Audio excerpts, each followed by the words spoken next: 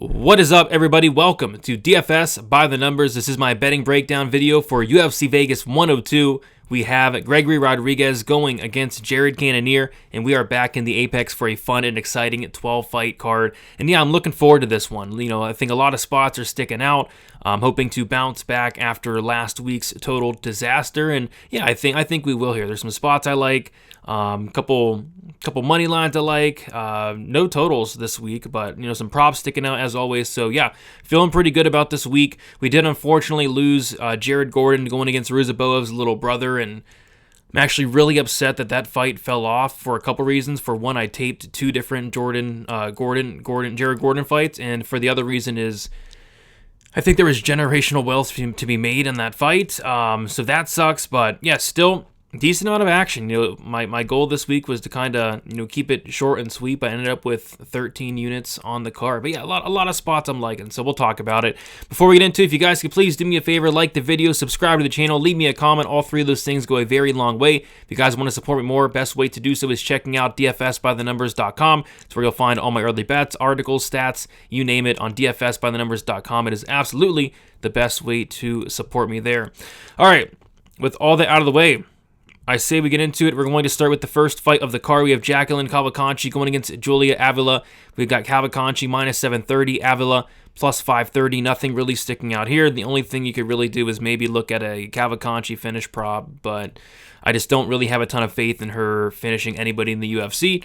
And yeah, this is a fight where I think Cavalcanti's always been kind of overrated, but at the same time, it's like, why is Julia Avila even showing up to take this fight? I could have swore she was, you know, done and retired, you know, a couple of years ago. But yeah, should be Cavalcanti by decision, but that decision price is the worst price I've ever seen in my entire life. So yeah, Cavalcanti by decision, easy pass. Next, we got Walter Walker going against Dontel Mays. Interesting fight here. I swore I was not going to bet on this fight, but this is kind of a post-weigh-in read for me. So Walter Walker actually went from, I think he's like minus 300 now, minus 305.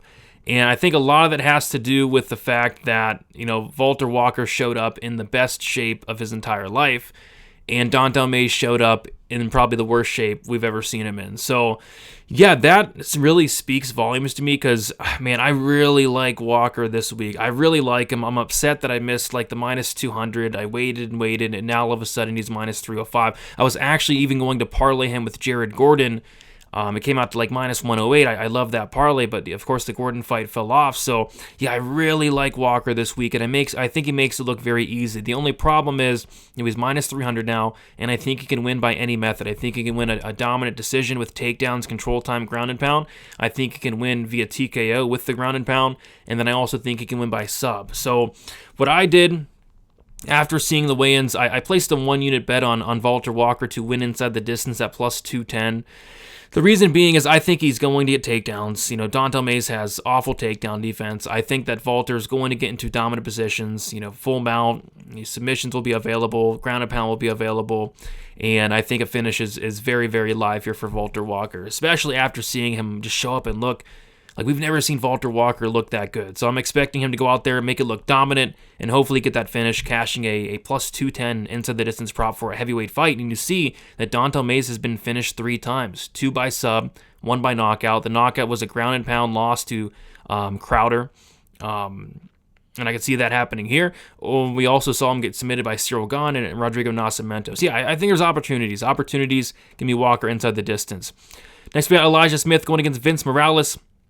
We got Elijah Smith minus 145. Vince Morales is plus 125. And yeah, a ton of line movement on this Morales line. I was able to hop in Monday night on Vince Morales at plus 187. I put 1 unit on it. And yeah, I thought that line was off. And to be honest, I think the line should be at the very worst to pick him, if not Morales being the favorite here. I understand that Smith has some hype for some reason. He's very young, 22 years old, but I think he's very green. I think he has a long way to go. I do think he could be, you know, decent in the future, but right now it's like I wasn't impressed with his Contender Series fight at all. I was actually shocked that Dana signed this 21-year-old dude that, you know, went life and death with Aaron Tao in late second, third round especially. You know, Smith, he can wrestle a little bit. He can strike a little bit early, but as the fight goes on, we've seen him slow down in multiple fights. We saw him get finished in the third round by Reyes Cortez, of all people. Like I said, the Tao third round was a terrible look. And, Vince Morales, he got cut from the UFC after his first stint. And then outside the UFC, the dude looked like an absolute killer. It looked like he kind of flipped a switch. Getting cut, flipped a switch in the guy. Now he's going out there, he's being aggressive. He's using that submission game. I think he got 3 submissions outside the UFC after he got cut. They brought him back against Taylor Lapilus, tough matchup. But now I feel like Morales is very live to win this fight. So yeah, I like Morales here. At this point, I think you're better off probably live betting Morales after that first round. I do think Smith probably wins the first round based off of just activity, but as the fight goes on, I like Morales quite a bit, and I think Morales is live for a late finish here. So I played the Morales money line 1 unit plus 187, and then I also sprinkle Morales 2-3 quarter unit on each. Round 2 plus 1,500, round 3 plus 2,200. Like I said, Reyes Cortez knocked out Smith in the third round, and I could also see Elijah Smith getting tired, getting pieced up, shooting in for a takedown, and Vince Morales is a very, very good front choke series. So yeah, give me Morales, and I think he's live for a late finish. Gabriel Bonfim going against Chaos Williams. Yeah, nothing really sticking out here. I'm passing on both Bonfim fights. Pick is Bonfim here, but I know a ton of people on Chaos Williams. If I was to play the Williams side, it probably would be the knockout, but it's not much better than the money line. It's a pass. I can see a bunch of different outcomes here. I could see a Bonfim sub, I could see a Bonfim decision, I could see a Chaos knockout. I'm fine with passing on this one. Next, we got Rafael Estevam going against Jesus Aguilar. Estevam minus 450, Aguilar plus 350. And yeah, I like both these guys quite a bit, but especially Estevam. I think this guy's very good. The one question mark was going to be like the weight cut. The last time he missed weight, he looked awful, and that showed in his performance against Charles Johnson, where he really slowed down in that third round. But yeah, looked good at weigh-ins today, and he should be good here. With that said, though, there are a couple spots I like in this matchup. So I think they're going to grapple, right? Like Jesus Aguilar has a 36% takedown defense. He wants to be on his back, and he'll get exactly that here. Estevam is a really good wrestler, can get takedowns, will get takedowns. They'll be easy, they'll be free, and he'll be able to get on top of Aguilar.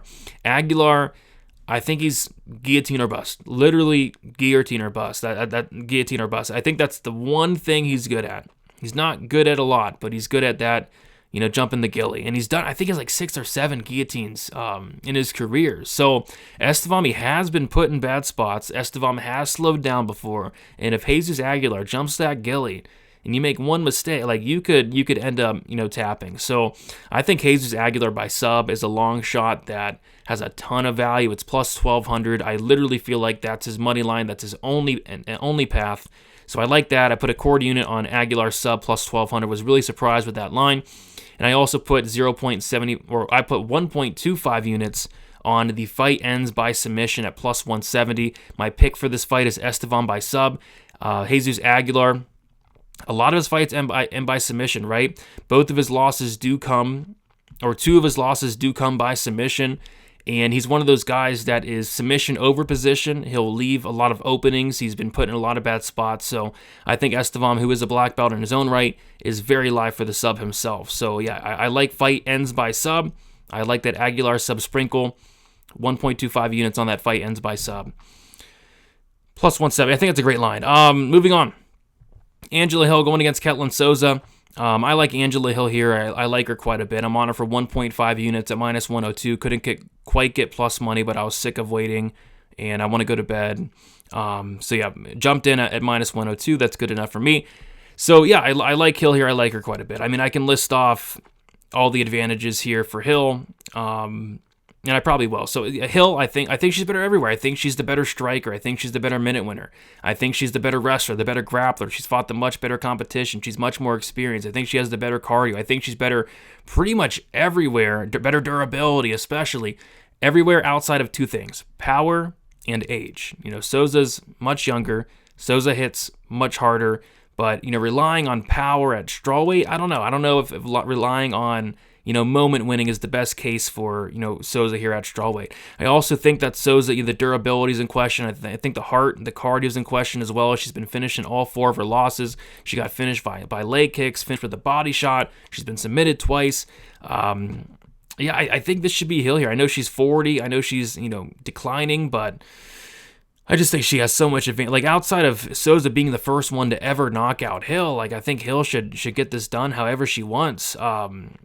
So yeah, I think if you like Souza, you take a shot on that KO at plus 900. But I just struggle to believe she's gonna be the first one to knock out Hill. So I think early on it's gonna be competitive. Hill landing more.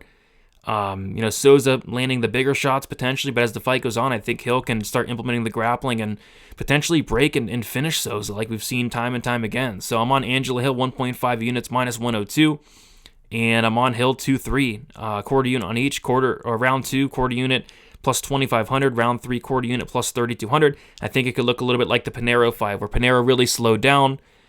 Made a mistake and got submitted. I could see that happening here. So I like Hill, and I think Hill's actually live to be the 5th person to finish Ketlin Souza. And I think fight doesn't go in general solid in this fight, because I think if Souza's winning, it will be some type of knockout or something. So I think fight doesn't go plus 350 is a very, very interesting number. But yeah, I'm on Hill 2-3. Next, we got Jose Delgado going against Connor Matthews. I like Delgado here quite a bit. I think he should go out there and like make this look quite easy. Only concern for me is he is making his debut, right? He is a Contender Series guy, but Connor Matthews, I just don't think he's UFC caliber. His level of competition outside the UFC is atrocious. Guys like Jay Ellis. I'm just not sure what Connor Matthews is good at outside of being tough, outside of being able to take a punch. With that said, that we got knocked out by Dennis Bazookia. So yeah, I think Delgado puts the pace on him and finishes him however he wants. Could be knockout, could be sub, but I'm on Jose Delgado inside the distance, 1.5 units at plus 100. My concern about the inside the distance is I think he's going to really, really, really beat him up, but I think it all comes down to the ref. Like Connor Matthews is a tough dude. I could see this being like one of the worst beatings in UFC history, and the fight doesn't get stopped somehow. But yeah, Delgado should finish this fight. We saw Matthews get finished by Bazookia. The Marshall fight probably should have been stopped. Delgado has a 100% finish rate. I think Delgado inside the distance at plus money, plus 100 makes a ton of sense. Next, we got Rodolfo Vieira going against Andre Petroski. Yeah, I like Vieira here. The more the weeks went on, the more I like this matchup for Vieira. The more I thought about it, the more I think that Petroski is kind of in a tough spot here. Like in the grappling, Petroski's a black belt, but Vieira is a high level black belt. There's differences in their jiu-jitsu, and Vieira has a very big advantage there. Petroski probably a better wrestler, but I think if this fight hits the mat, whether Vieira is on top or bottom, I think Petroski is going to be in danger, especially if Vieira gets on top. If Vieira gets on top at any point in this fight, I think it's going to be over shortly after. When it comes to the striking, not great, but I do think Vieira's striking is actually underrated, and I think that Vieira has a 20 times better chin than Petroski. We've seen Petroski get wobbled by a Jacob Malkoun jab. We saw him get knocked out by a Jacob Malkoun hip. So it wouldn't even shock me if Vieira hurt a chinny Petroski on the feet. So yeah, I just think Vieira has a lot of avenues to win this fight. I like Vieira. I put 1.5 units on him to win inside the distance at plus 108. He has a 100% finish rate. Petroski's been finished in 100% of his losses, all by KO. I think it's sub this time, but yeah, it could be a KO as well. So I like Vieira inside the distance. Ismail Bonfim, Nazim Sadikov, it's a pass. I lean Bonfim by decision, but nothing really sticking out here for me. Edmund Shabazian, Dylan Butka. I like Shabazian here. I like him quite a bit. This is a fight that Edmund Shabazian really should not lose. There's no excuse to losing to Dylan Butka. And if Edmund Shabazian does lose this fight, he needs to take his gloves off, put him in the center of the cage, and just get out. Just leave the apex and just never come back, because you should not be losing to Dylan Butka. Yeah, I think Edmund makes it look easy. I played Edmund inside the distance minus 125 for 2 units. I think that line's very generous considering, when Edmund's winning, he's typically winning in round 1. The reason I didn't bet the round 1 or even the round 1-2 is because it wouldn't shock me if Shabazian for the first time in his career actually had the better cardio here. I mean, Dylan Butka in his last fight, 2 fights ago against Cesar Almeida, showed the worst display of cardio I've seen since Fluffy versus Vieira back in 2019. So yeah, it wouldn't even shock me if Butka got finished late as well. So, but I do think it's early. I do think it's Edmund early, KO sub, whatever. But I like that inside the distance at minus 125 for 2 units. Next, we got Yusuf Zalal going against Calvin Kattar. Big pass fight for me. I think you can make a case for Kattar plus 3.5. going out there and winning a round potentially, but if Kattar gets to if Zalal gets the grappling going, could potentially sub him. The sub price is abysmal. Don't bet the sub at plus 235. My goodness. I got a better line for Zalal sub against that bum Jarno Aarons. And then even against Jack Shore's the sub was like plus 800. Don't bet Zalal sub at plus 235. That's awful.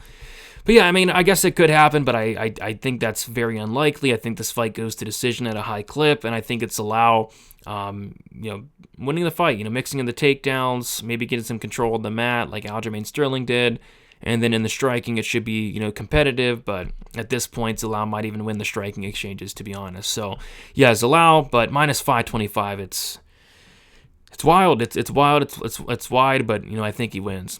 And then we got Gregory Rodriguez going against Jared Cannonier.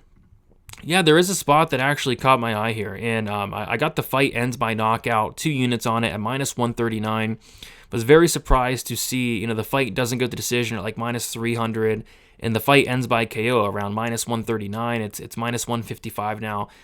I don't see much sub upside here. I know Gregory Rodriguez is a phenomenal grappler, phenomenal black belt, but inside the UFC, it just doesn't really try to grapple at all, really. I mean, I'll never forget losing so much money on Gregory Rodriguez's submission against Dennis Tuoluen, and he takes him down, and I was like, yes.